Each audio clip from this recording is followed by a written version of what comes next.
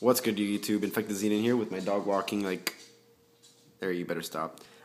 With the Chronomaly Deck Profile of my friend. Very consistent and very good. And let's get on with the deck profile. Start with the main deck.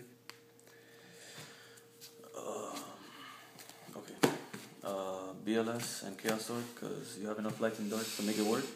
And once they're on the field, you pretty much could win by themselves. More BLS than Chaos Sword, but you get the point. Triple Crystal Bones. Because he's kind of like a Cyber Dragon. Your opponent controls controls a monster and you don't. You special summon him. Plus, he has the addition of a Chronomaly in your hand or graveyard, so he sets up a lot of plays in his deck. Then we got Crystal Skull. This is the thing that Indiana Jones saw in that one movie. Which doesn't do much. He just adds it, Chronomaly into your hand, so it does a lot.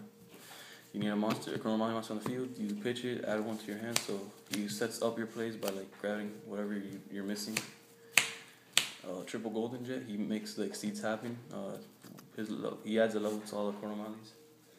So you summon him, make him level 5, and then you special summon this guy, which is you need to face up Chronomaly, special summon in defense. He's like Shark. And you exceed for 5, because that's what this deck's all about. This is pretty much a budget deck if you were to not use everything I use. And I'm going to make a pun right now, so... honest, because most of them are light except for this guy. So. And as you can see, it's pretty honestly good in this deck. You fucked it up. I did it with one hand, so my bad.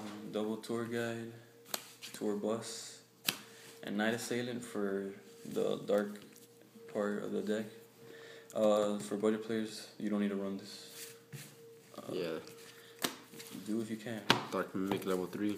You can run Sangan, but it's banned. Double Tragodia, another dark, and your hand's pretty clogged most of the time, so he'll help you out. Then you have Double Duality and Double Chronomaly Technology. You banish a Chronomaly in your graveyard. So look at the top 2 cards. You add one to your hand, the other one goes to the graveyard. You can't special summon anything but Chronomaly that turn. Double Mini Guts. It's for the OTK. We'll get back to that later. Oh, damn. Double Lance, because this is a budget deck and it's a $20 common. It used to be budget. Hopefully you got them before they exploded. Hollow Stables for budget people. You could use commons. No, but they don't work as well. Just saying. And then a Book of Moon. Pot of Average, because your graveyard will be like filled with stuff and you want to recycle it. Double MST could be used common. Double Night Beam don't really need to use it. You could just run 3 MST and something else of your choice. You can run traps too. Or traps, yeah. Which I only run Double Roll the Creep. To stop any answers my opponent has. Probably to the OTK though. To the extra deck.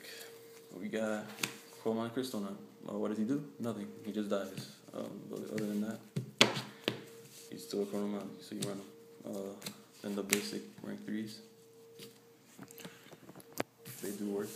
I don't run 4s because although I have 4s, I use the Golden Jets to exceed for 5, which is Tears, Adris. If you complain about this not being budget. It's budget if you have like most commons and rares. Crimson Shadow Ninja. You don't really need him. I just do. He's a common also, so. Yeah, he's commonly not found, but whatever. In Star Pack, he's common. Volcasaurus. He's pretty new, but he works. I don't even know what he does exactly, but whatever. This guy makes the OTKs happen. We'll explore back to him later.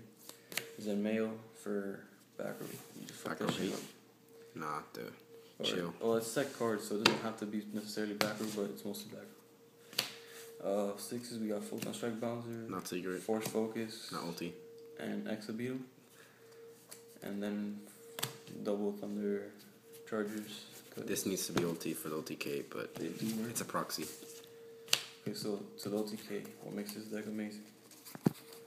If you could even call it that.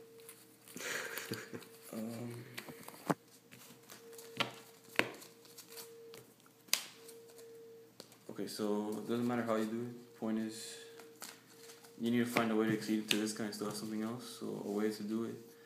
This guy will let you add any of the parts you're missing, but pretty much is you special him, special this guy, make it 5, special this guy.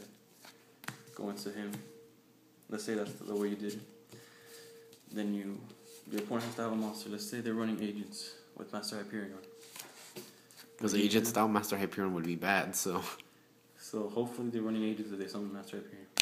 You have to hit Miniguts, which requires you to tribute a monster. That's why you need the extra, not just him. And then what that does is you target a face-up monster your opponent controls, which would be the Hyperion. It makes it 0 until the end phase, and if it were to destroy it, it inflicts the original attack to your opponent. So that's it, you already set it up. Then you activate this guy's effect. You target a monster. Its difference in attack and defense is inflicted to your opponent as effect damage or whatever, burn, and then it adds it to him in an attack. So your opponent just took out 27, he gets 27. So he's at 51. Great math. Okay, so now you attack him. He takes 51 plus the 27, that's already 78. And then end phase. Mini Guts effect, it's not in the end phase, whenever this guy's dead. So he took a 27, so you just hit him for too much. 10,000 something. So they need to have 1,800 or more attack, or 1,900. Yeah, around there. And if not, you just burn them for a lot, so they're pretty much screwed anyways. And that's what this deck does. Any more questions? Feel free to ask him, and he'll ask me, and then I might have the answer. Probably not. Probably not, but you can still ask. Don't be afraid. That's a good song. Well, it's not afraid, but cough. So thanks for watching. Rate, comment, subscribe, YouTube. Peace out.